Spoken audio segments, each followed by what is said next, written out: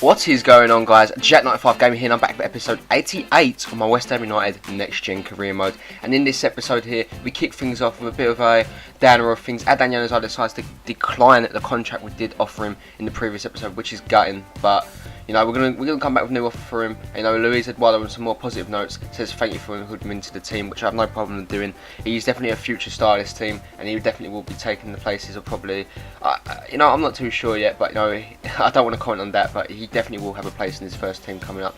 We do go to offer Adnan Januzaj a new contract, and hopefully he'll be tempted to sign that new deal, and commit his future to the club. As you can see, FC Barcelona coming with a £49 million deal for Mario Balotelli, and I think they're off their heads because I paid £50 million for this guy, and you're trying to tell me he is not better than what I paid for him? No way. £150 million now. You know, you've annoyed me. All you big teams coming with these absolute stupid deals, you're not getting him. Anyway, we're going to a Copa Europe game here, and it is against Inter Milan. We do start a very young team: Stones, Eduardo, Rita. You know, you saw the team there. If you want to go back and look at it, by all means do. You know, I think we do start Danny Ings and Wickham up front, unless I play one up front. I'm not too sure. I'm actually not too sure what formation I did play in this game, but you know, the Copa Europe is definitely a big one. You know, we played against a former club that we used to be at, Inter Milan. What a way to play this game! The Champions Europe versus the champions, or the Princes of Europe, you could say. But yes, this is going to be a very intriguing game. As you can see, I don't know why the West Ham badge is underneath that. You know, that's a weird one. You know, Arcadi Alvarez, we all know these players. Guarin, Juan Jesus, you know, Ranocchia, Handanovic, Laxalt. You know, it is a good team. As Ravel Morrison wins the ball back in the 8th minute, plays it into Connor Wickham. The build-up play is steady here as Morrison picks up the ball here on the edge of the box. You know, looking to get that crossing opportunity. He does by weaving in and out of the players. Puts it into Kramer, who misses the header, and it is cleared away by eventually. So you know, that attack is broken down. In the 25th minute though, we pick up the ball with John Stones. He plays it into Kramer. Kramer looking again for that crossing opportunity. He puts it in as far as Ravel Morrison, who gets his head to the ball ahead of the defender, but unfortunately puts it the wrong side of the near post, and that shot does go out for a goal kick. But good effort there from Rav, but again we can't find the back of net on this occasion. 31 minutes in now, the game still remaining at 0-0. Morrison gets West Ham going again with Timo Werner playing Durm down that left side there. That's a good German connection we've got there as Durm puts the ball in deep to Adnan Januzaj, who misses the header. But you know, we're making these opportunities, we just can't get a clear-cut goal scoring opportunity here, which is very annoying, but we have to just keep coming at them as Guarin picks up the ball, plays it into Arcadi. Great link-up play there between the club and the Argentine as Guarin takes his shot, but great save there from Thibaut Courtois in net. Very good hands there, and like he's just a confident figure to have in goal. As Wickham gets his chance to put the Hammers 1-0 up there, he misses his chance. Good save there from Handanovic. Puts the ball back into Wickham with the header. He does miss that, and that is an opportunity missed by West Ham on this occasion. Inter come on the attack now. You know, very scrappy. They get the ball to Arcadi, who shoots from range, but that is a good save again from Thibaut Courtois. Werner now onto the ball. Now he's trying to make things happen for West Ham. Here he is. You know, he's dribbling past players for fun here. Look at him. You know, he makes it look so easily. He's opened up a chance here for West Ham. He shoots from range, and again, Handanovic's saving technique is brilliant, and he denies the young German getting his goal. But notice the clip has not been cut as Eric Durm picks up the ball now for West Ham. The new signing left back makes his way down the left-hand side there, cuts inside, gets challenged, but Ravel Morrison does win it back for the Hammers as he plays it into Connor Wickham's path. Wickham now finds out Kramer. Kramer picks out John Stones. Stones, a delicate little chip into Januzaj's path, who takes the shot. It's missed, and Connor Wickham just misses the rebound there. Gutting, but we can't find the back of it on this occasion, and I was really hoping that we could do that here as Nagatomo brings Inter Milan on the attack again. Great strength shown there by the Japanese international, but it is cleared away from the Hammers there, and that was a wasted opportunity for Inter. But nevertheless, we do go in at full time at 0-0, and it means this game will be going to extra time. Now we have to see who has got the strongest of the two sides here, as John Stone stays on the pitch, plays it into Danny Ings. I believe he's come on as a substitute.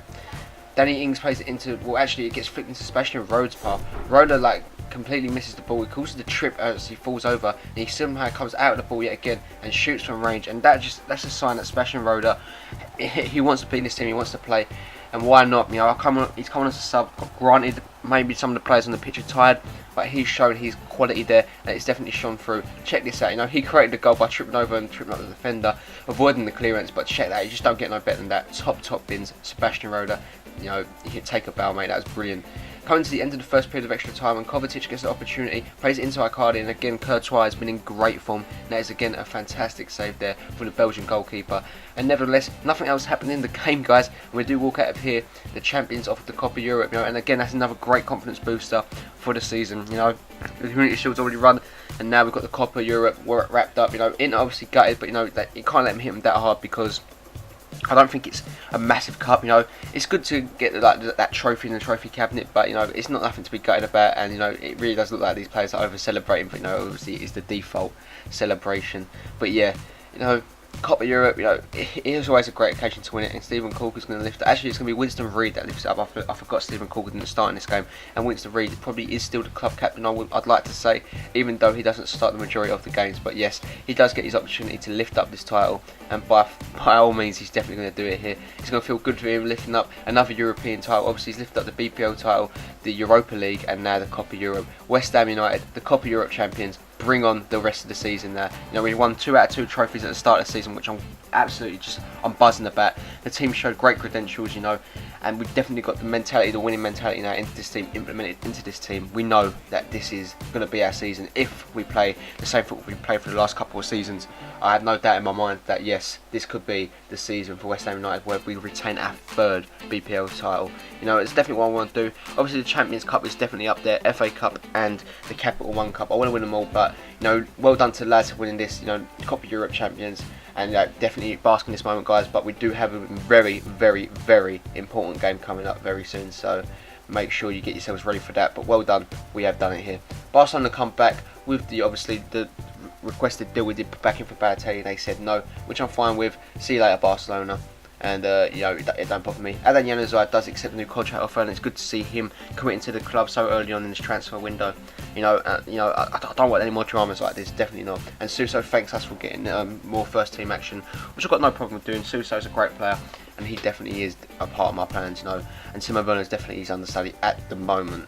We go into a massive game now. It is West Ham United and Chelsea. Chelsea at Stamford Bridge. They've got the home fans behind them. You know, we obviously did turn them over at Wembley, 3-1 in that Community Shield final. But you could argue, obviously, the Chelsea players were a bit rusty from coming back from pre-season. But that's got to be the same for us. But then you could say our pre-season was brilliant, beating FC Bayern Munich 4-1. You know, that's a result I'm never going to forget that we did sim. So that was incredible.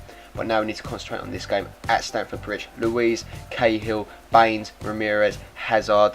You know, it's a great team. It is a really De Bruyne and Mandzukic. You know, you really can't deny this team. But in the 3rd minute, it would be us that gets the first opportunity here, as Lucas gets played through by, I believe, Mario Balotelli. He puts the ball into Suso. The header is missed. It falls to Malanda, where it does get cleared away. But West Ham showing good intent early on in this game, as Moses, his foul pass is cut out by Kevin Strootman. Strootman plays it into Lucas again in tons of space. Baines is just leaving Lucas in so much space, and it's going to come back and bite him, as the save is saved there by Sirigu. The shot is saved by Sirigu, I did mean to say.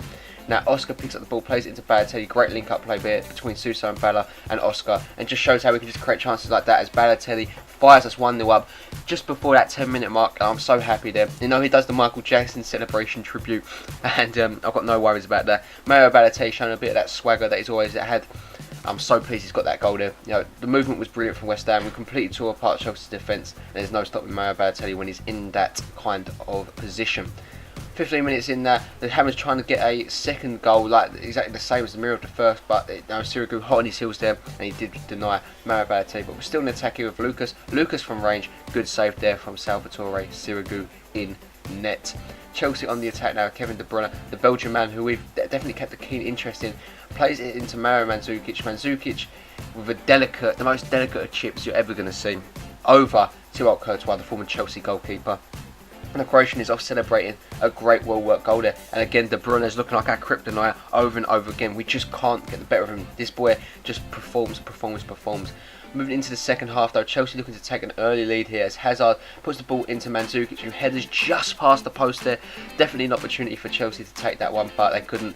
And obviously our great rivals don't take the lead here. But from this corner, they get another chance here. And again, Courtois, a great stop. And we faff the clearance away.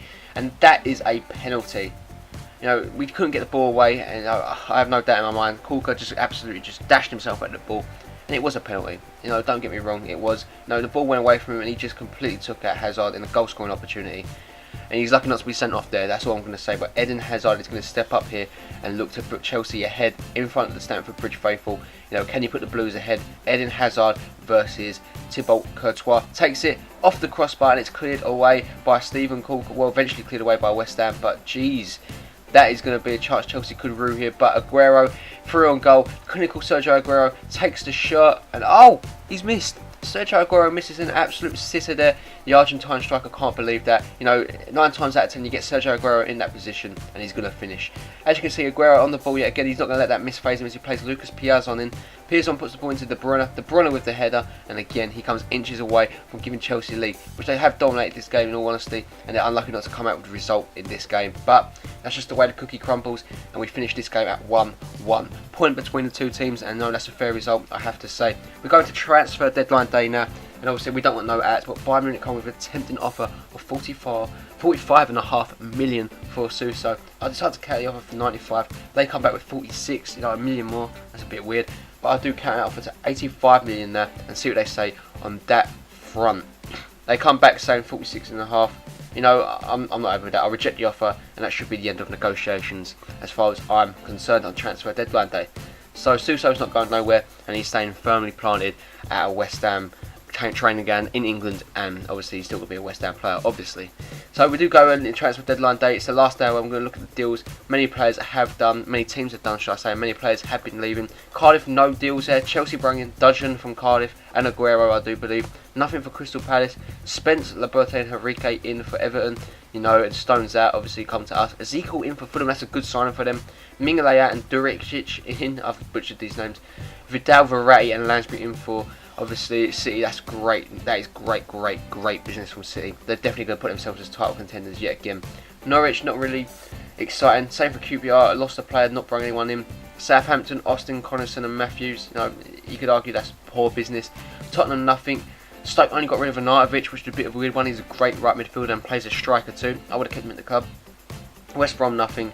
And obviously the Hammers have spent 21 million this summer transfer window, and obviously 7.8 million out. But anyway guys, that is going to be all from me. If you did enjoy the episode, please make sure you hit that like button, as it shows me a great indication that you are enjoying the series. And if you're new around here, hit that subscribe button guys, so you never miss an episode. As always, have a really nice day, and I'll catch you in the next time. Peace.